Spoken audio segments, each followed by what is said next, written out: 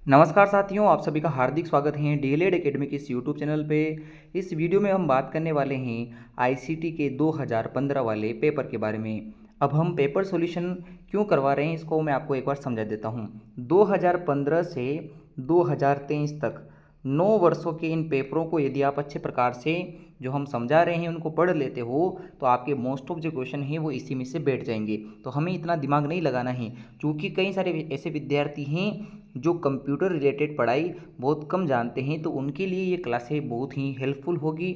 और आपको केवल 10 वीडियो देखने हैं। एक वीडियो मैं कल बना चुका हूँ जो आपके 2015 से 23 तक के एमसीक्यू यानी 4 ऑप्शन वाले प्रश्नों के बारे में था, और 9 वीडियो मैं 2015 से 2023 तक के पेपर के सॉल्यूशन के बनाऊंगा, ताकि आपको 10 वीडियो में पूरा आईसीटी समझ में आ जाए। हम क्या करेंगे कि इनके सॉल्यूशन के टाइम पे जो महत्वपूर्ण प्रश्न हैं और उनकी जो व्याख्या हैं उनको भी साथ के साथ ही समझा देंगे, ताकि आपका एक्स्ट्रा पढ़ने का समय भी बच जाएगा और पुराने सालों के पेपर भी आपको समझ में आ जाएंगे कि यहाँ से प्रश्न इस प्रकार से पूछे गए थे।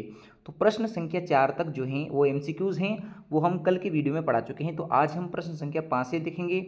अब प्रश्न संख्या 5, 6, 7, 8 और 9 तक, यहाँ तक कि जो प्रश्न हैं वो आधे आधे नंबर के हैं। तो आपको इनमें कम जो है मैटर लिखना है, इनके सॉल्यूशन कितना लिखना है मैं आपको समझा देता हूँ। तो सबसे पहले प्रश्न संख्या 5 और 6 को पढ़ लेते हैं। प्रश्न संख्या 5 ये हैं कि इंटरनेट और अन्य श्रव्य दृश्य सामग्री जो इलेक्ट्रॉनिक सामग्री हैं उनका उपयोग करते हुए शिक्षा ग्रहण करना क्या कहलाता है। और रेखीय अभिक्रमित अनुदेशन जो विधि हैं जो बीएफ स्किनर ने दी हैं यह किस सिद्धांत पर आधारित हैं। तो आपके पहले प्रश्न का जो उत्तर हो जाएगा वो हो जाएगा कि ऐसी शिक्षा जो इलेक्ट्रॉनिक साधनों या इंटरनेट के माध्यम से ग्रहण की जाती हैं वो ई लर्निंग कहलाती हैं। क्या कहलाती हैं? E learning. अब इसका आंसर मैंने नीचे भी लिख रखा है, किंतु आपको मैं यहाँ डायरेक्ट भी समझा रहा हूँ। आप जैसे ही पीडीएफ हम यहाँ नीचे देखेंगे तो आपका प्रश्न संख्या 5 है कि इंटरनेट और श्रव्य दृश्य सामग्री जो होती हैं जो इलेक्ट्रॉनिक सामग्री है उनके माध्यम से जो हम शिक्षा ग्रहण कर रहे हैं उसे हम ई लर्निंग कहते हैं। दूसरा प्रश्न क्या था? दूसरा प्रश्न था प्रश्न संख्या 6 वाला कि रेखीय अभिक्रमित अनुदेशन किस सिद्धांत पर आधारित हैं। हालांकि रेखीय अभिक्रमित अनुदेशन विधि बीएफ स्किनर ने दी है। किसने दी है? BF Skinner. ये प्रश्न आपके एमसीक्यूज में पूछा भी गया था, किंतु बीएफ स्किनर की ये जो आपकी विधि है अभिक्रमित अनुदेशन विधि, यह उद्दीपन अनुक्रिया सिद्धांत जो थोंडोइक का है, किसका है? थोंडोइक, इस पर आधारित है। तो सिद्धांत कौन सा लगता है? उद्दीपन अनुक्रिया सिद्धांत। और ये सिद्धांत दिया किसने है?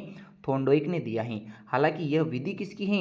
रेखीय अभिक्रमित विधि बीएफ स्किनर की। तो आपको ये दोनों बातें पता होनी चाहिए कि रेखीय अभिक्रमित अनुदेशन विधि के जनक बीएफ स्किनर हैं और उन्होंने यह सिद्धांत थोंडोइक के उद्दीपन अनुक्रिया से इस सिद्धांत को लेते हुए विधि को बनाया है। अब आपके प्रश्न संख्या 7 हैं कि इनपुट डिवाइसेस के नाम बताने हैं। 2 इनपुट डिवाइस के नाम पूछा है तो आप 3 भी लिख सकते हैं। एक तो माउस है, कल हमने देखा था, स्कैनर हैं और कीबोर्ड हैं। कीबोर्ड में बटन प्रेस करते हैं सूचनाएं अंदर पहुंचती हैं। स्कैनर जो हैं जो पेज को स्कैन करता है वो सूचनाएं अंदर चली जाती हैं, और माउस पे क्लिक करने से सूचनाएं अंदर पहुंचती हैं, यानी कि कंप्यूटर में प्रोसेसिंग शुरू होती है इनपुट डिवाइस के माध्यम से। तो प्रश्न संख्या 6, 7, 8 अब हम देखते हैं। 5 और 6 तो देख चुके हैं, 7, 8, 9 देखते हैं। 7वां प्रश्न है कि कंप्यूटर में इनपुट डिवाइस बताने हैं, तो ये हमने देख लिया है।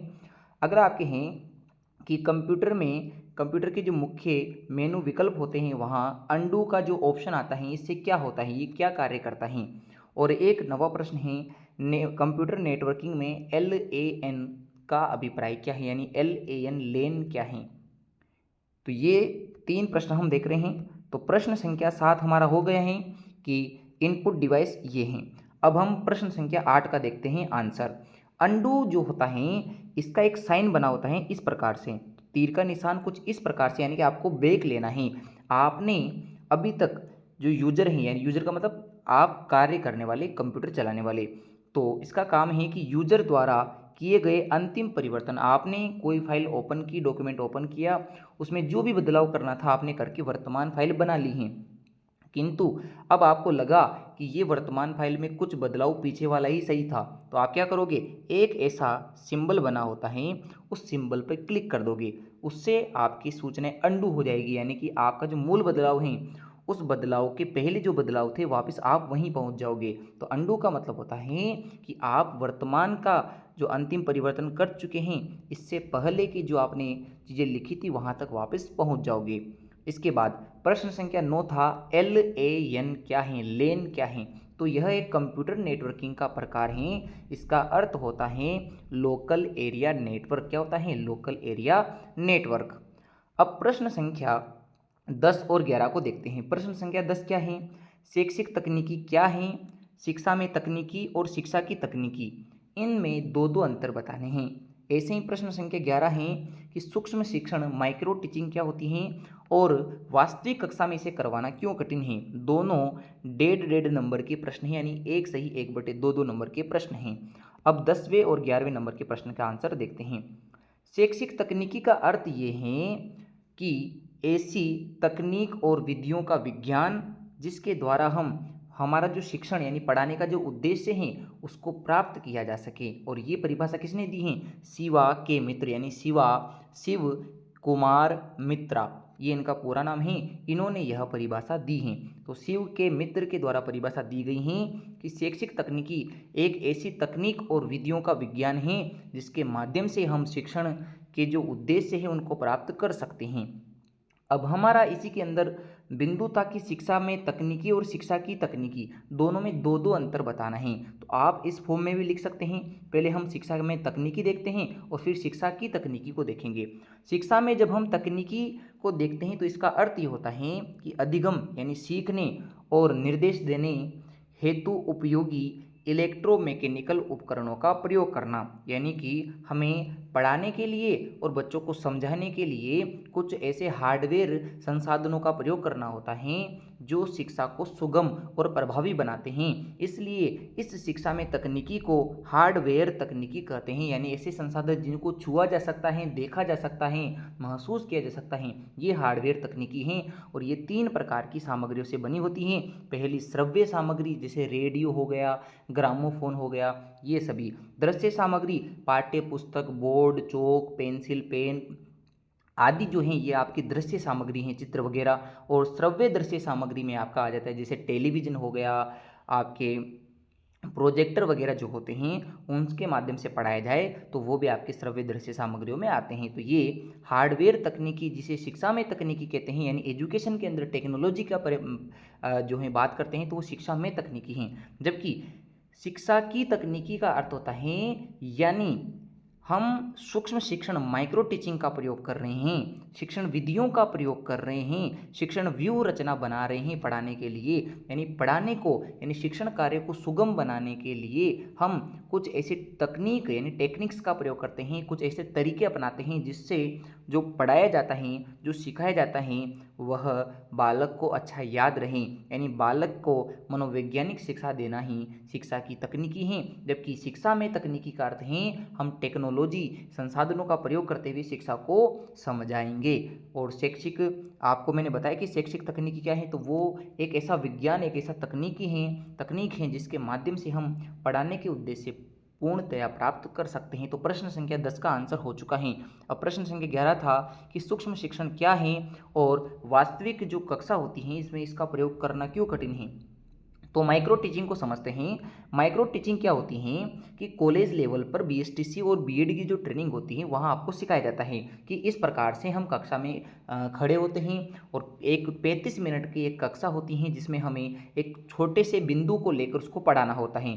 तो एक ऐसा सरलतम यानी सबसे सीधा शिक्षण का अभ्यास यानी शिक्षण का ऐसा तरीका जिसका प्रयोग करते हुए विद्यार्थी शिक्षक यानी आप, विद्यार्थी शिक्षक कौन हुआ? जो न अभी पूर्णतया शिक्षक है और न पूर्णतया विद्यार्थी शिक्षक दोनों हैं, वह छोटे प्रकरण छोटे विषय वस्तु को कम समय के लिए किसी कौशल अपने पर्टिकुलर किसी स्किल को डेवलप करने के लिए छोटे समूह यानी कम विद्यार्थियों को पढ़ाता है या उनके सम्मुख प्रस्तुतिकरण करता है। तो यह सूक्ष्म शिक्षण है। क्या हुआ कि एक ऐसी सरलतम शिक्षण के अभ्यास करने की तकनीक या विधि जिसके माध्यम से विद्यार्थी शिक्षक छोटे प्रकरण को कम समय में छोटे समूह को प्रदर्शित करता है या प्रस्तुत करता है, तो यह सूक्ष्म शिक्षण कहलाता है। किंतु इस सूक्ष्म शिक्षण को वास्तविक कक्षा में प्रयोग करना कठिन क्यों है, तो देखते हैं। वास्तविक कक्षा में माइक्रो टीचिंग करवाना कठिन होता है, क्योंकि जो विद्यार्थी शिक्षक हैं वो एक टाइम पे केवल एक स्किल को सीख पाता है, एक से अधिक कौशलों को नहीं सीख पाता है। और एक से अधिक कौशल विकसित करने हैं तो उसे प्रशिक्षण लेना ज़रूरी है। और जबकि आजकल हम देख रहे हैं तो वर्तमान में जो विद्यार्थी शिक्षक हैं उनमें प्रशिक्षण का अभाव पाया जाता है, तो वो इस सूक्ष्म शिक्षण को पूर्णतया या अच्छे रूप से नहीं कर पाते हैं। और एक बात ये भी है कि यह खर्चीली तकनीक है, जिसमें सहायक सामग्री की बहुत आवश्यकता होती है, यानी बिना सहायक सामग्री के माइक्रो टीचिंग करवाना नहीं हो सकता है। तो ये सोचो कि अगर ऐसा विद्यालय हो जहाँ संसाधनों का अभाव है तो इससे प्रभावी ढंग से प्रयोग नहीं किया जा सकता। तो आपको मैंने समझा दिया है कि एक विद्यार्थी शिक्षक के लिए सबसे सरल विधि जिसके माध्यम से छोटे समूह में चीज़ें प्रदर्शित की जाएगी और एक कौशल को विकसित करने के लिए कम समय में और छोटे टॉपिक को पढ़ाया जाता है, तो यह सूक्ष्म शिक्षण हो गया है। अब हम प्रश्न संख्या 11 तक देख चुके हैं। प्रश्न संख्या 12 और 13 को देखते हैं। प्रश्न संख्या 12 है कि वर्ड प्रोसेसर जिसे हम शब्द संसाधन कहते हैं वो क्या होता है और इसके फायदे क्या हैं।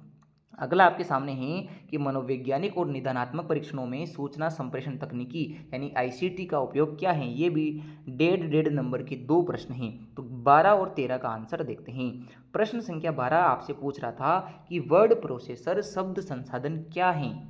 तो याद रखें, वर्ड प्रोसेसर कंप्यूटर आधारित ऐसा सॉफ्टवेयर है जिसका प्रयोग करते हुए हम पत्र लिख सकते हैं, रिज्यूम बना सकते हैं, रिपोर्ट बना सकते हैं और कोई भी डॉक्यूमेंट, चाहे वो बुक से रिलेटेड हो या हमारे पढ़ने के लिए बना रहे हो, तो ऐसा हम डॉक्यूमेंट बना सकते हैं और उसमें वांछित परिवर्तन यानी उसमें कुछ बदलाव भी कर सकते हैं अपनी आवश्यकता अनुसार, जिससे व्यवसायिक कार्य को आसान भी बनाया जा सकता है। व्यक्तिगत कार्य और व्यवसाय कार्य दोनों को आसान बनाया जा सकता है। तो वर्ड प्रोसेसर इसे कहा जाता है, जो एक सॉफ्टवेयर है जिसमें हम रिपोर्ट, डॉक्यूमेंट्स, रिज्यूम, पत्र लेखन आदि कार्य को कुछ परिवर्तनों सहित कर सकते हैं। अब हम देखते हैं कि वर्ड प्रोसेसर की विशेषताएं क्या हैं।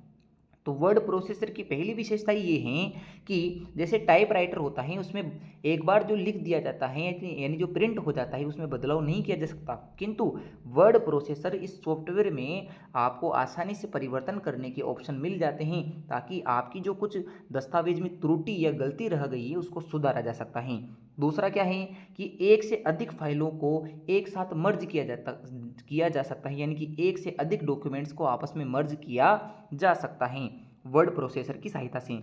तीसरा उपयोग है कि बनाए गए डॉक्यूमेंट्स यानी जो हमने दस्तावेज या डॉक्यूमेंट बना लिया है उसको कॉपी करके अन्य किसी डॉक्यूमेंट में या अन्य किसी स्थान पे हम दोबारा या अलग से भी प्रयोग कर सकते हैं। चौथा इसका उपयोग है कि वर्ड प्रोसेसर क्या करता है, वर्तनी की जांच करता है। जो हम टाइप कर रहे हैं कंप्यूटर में वर्ड प्रोसेसर के अंदर, वह ग्रामेटिकली वह करेक्ट होता है, वह इनकरेक्ट नहीं होता है, वो गलतियों को सुधार देता है। तो ये आपके वर्ड प्रोसेसर की उपयोगिता यानी विशेषता हो चुकी हैं। अब अगला प्रश्न था कि निदानात्मक परीक्षण और मनोवैज्ञानिक परीक्षण में आईसीटी का उपयोग, सूचना संप्रेषण तकनीकी का उपयोग किस प्रकार से किस प्रकार से किया जा सकता है या किया जाता है। तो जब हम इन परीक्षणों में या मनोवैज्ञानिक परीक्षणों में किसका प्रयोग करते हैं, आईसीटी का, तो इससे क्या होता है कि जो रिजल्ट्स निकलते हैं, जो परिणाम होते हैं, उनका आकलन किया जा सकता है, जिससे शिक्षकों का समय बचता है, उनकी सहायता हो जाती है, उनको आंकड़े तुरंत और अच्छे प्रकार से व्यवस्थित मिल जाते हैं। अब जब आंकड़े संकलित हो चुके हैं तो उनमें टीचर अपने हिसाब से संशोधन भी कर सकता है, क्योंकि तुरंत आंकड़े मिल गए बिना किसी अन्य खर्च के, तो शिक्षक का समय भी बच गया और कम संसाधन में जो चीज़ें प्राप्त हो गई और उसमें कुछ बदलाव करना है यानी संशोधन करना है तो वो भी संभव है। अगला है ये जो परीक्षण होते हैं इनका प्रस्तुतिकरण ग्राफिक्स के रूप में आईसीटी के द्वारा बहुत ही अच्छे प्रकार से किया जा सकता है। जो आंकड़े निकल के आए हैं उनको ग्राफिक्स के रूप में हम डिज़ाइन करके यानी आईसीटी के प्रयोग से अच्छे प्रकार से प्रदर्शित कर सकते हैं, ताकि जो हमें सूचना चाहिए वो आसानी से हम प्राप्त भी कर सकें और उस सामने वाले को समझा भी सकें। तो प्रश्न संख्या 13 तक हो चुके हैं। अब हम अगले दो प्रश्नों पे आते हैं। अगले दो प्रश्न हैं प्रश्न संख्या 14 और प्रश्न संख्या 15। प्रश्न संख्या 14 है कि सेव कॉपी और पेस्ट, इन तीनों के लिए कौन कौन सी शॉर्टकट कुंजियों का प्रयोग किया जाता है, ये भी 1.5 नंबर का प्रश्न है। और अगला है कि मल्टीमीडिया का शिक्षा के क्षेत्र में क्या उपयोग हैं, तो इनको देखते हैं। वैसे मैं आपको वहीं समझा सकता हूँ, किंतु आपके सामने अगर मैंने नोट्स बनाए हैं तो इनका उपयोग भी करना जरूरी है। तो प्रश्न संख्या 14 है कि जब हम कंप्यूटर में सेव करने के लिए जाते हैं तो हमारा हाथ, एक हाथ तो या एक हाथ की अंगुली होना चाहिए कंट्रोल पे, दूसरा होना चाहिए एस पे, यानी कंट्रोल प्लस एस का मतलब होता है डॉक्यूमेंट को सेव करना, कंट्रोल प्लस सी का मतलब होता है कंप्यूटर में फाइल को या डेटा को कॉपी करना, और कंट्रोल प्लस वी का मतलब होता है पेस्ट करना, यानी कि जो आपने कॉपी किया है उसको दूसरी जगह पे या किसी स्थान पे उसको जो है रखा जाएगा। तो कंट्रोल सी माने कॉपी, कंट्रोल वी माने पेस्ट और कंट्रोल एस माने सेव होता है। और अगला प्रश्न था कि मल्टीमीडिया का शिक्षा के क्षेत्र में उपयोग क्या है। मल्टीमीडिया का मतलब क्या होता है कि एक समय में एक से अधिक मीडियाओं का प्रयोग करना, जैसे लिखित, मौखिक और श्रव्य दृश्य सामग्रियों का एक साथ ही प्रयोग किया जा रहा है, तो ये मल्टीमीडिया कहलाता है। तो इसका उपयोग, पहला उपयोग क्या है कि जो शिक्षार्थी होते हैं, जो पढ़ने वाले होते हैं, वो जटिल यानी कठिन से कठिन अवधारणाओं को भी बेहतर ढंग से जो है उनको समझाया जा सकता है और उनको याद कराने में हेल्पफुल हैं। जैसे कि हम कंप्यूटर की सहायता से पढ़ते हैं तो हमें हर चीज़ काफ़ी अच्छे प्रकार से विजुलाइज करके दिखाई जाती है, ताकि हम चीज़ों को अच्छे प्रकार से और कठिन चीज़ों को भी सरलता से समझ सकें। जैसे मानव मस्तिष्क को हम जो बोर्ड पे चित्र बना के समझते हैं उसको कम जो है मतलब आसानी से नहीं सीखा जा सकता, सीखा तो जा सकता है किंतु उसमें काफ़ी समय लगता है। किंतु यदि हम यही चीज़ आपके मोबाइल की स्क्रीन पर वीडियो से देख रहे होते हैं तो हमें वह मस्तिष्क की संरचना काफ़ी अच्छे प्रकार से याद हो जाती है। यानी मल्टीमीडिया कठिन से कठिन जटिल चीज़ों को सरल करके समझाता है। मल्टीमीडिया से, मल्टीमीडिया में जो टेक्नोलॉजी प्रयोग की जाती हैं उससे हमें कारण कि कोई चीज़ के पीछे क्या कारण है और क्या चीज़ कही गई है यानी कथन क्या है, दोनों को समझने में आसानी होती है। जैसे कि रॉकेट कैसे उड़ता है, ये हम अगर किसी को समझाने बैठे तो उसको समझ में बहुत ही समय में या काफ़ी टाइम लग सकता है समझने के लिए, किंतु यही चीज़ हम उसे वीडियो दिखा के समझाए कि कंप्यूटर ऐसे उड़ता है तो वह उसको जल्दी सीख पाएगा। अगला है जिससे क्या होता है कि समय की बचत भी हो जाती है, यानी विद्यार्थियों के समय की बचत मल्टीमीडिया से हो जाती है और धन की बचत भी काफ़ी हो जाती है। अगला है शिक्षण प्रक्रिया को स्थायी, जो मल्टीमीडिया का प्रयोग करके पढ़ाया जाता है वो ज़्यादा समय तक यानी स्थायी रूप से याद रहता है और प्रभावी यानी इफेक्टिवली वो जो है रिमेंबर यानी याद हो जाता है। अगला है बच्चों में इससे अगर ट्रेनिंग दी जाए तो वह कौशल, ट्रेनिंग का कौशल जो है स्किल्स वो जल्दी डेवलप होता है। तो 2 प्रश्न देख चुके हैं, अब 3 प्रश्न बचे हुए हैं, उनको देख के उनके आंसर समझते हैं।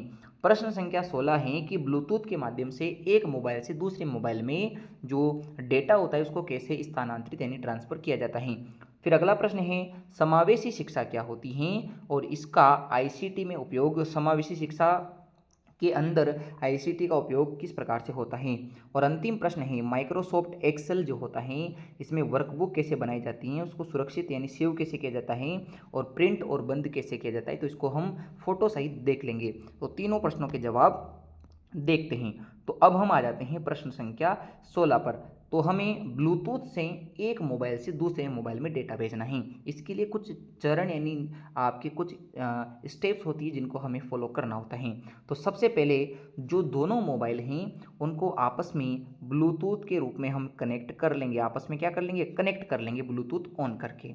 फिर उसके बाद हमें क्या करना है कि जिस मोबाइल में फ़ाइल है उस फाइल को भेजना है, तो सबसे पहले उस फाइल को सेलेक्ट करेंगे कि कहाँ वो फाइल है।